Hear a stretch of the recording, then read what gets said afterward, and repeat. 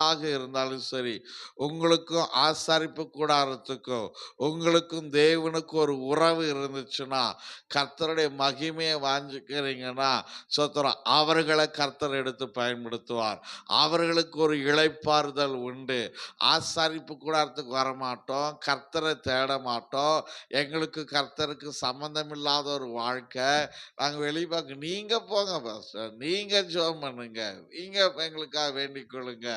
அப்படிங்கிறவர்களுக்கு இளைப்பாறுதல் உண்டாகாது.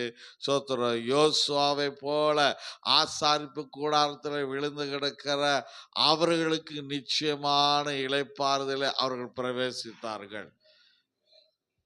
ஏன்னா யோசுவாவோடு புறப்பட்டவர்கள் எல்லாம் அங்கேயே மடிஞ்சிட்டாங்க.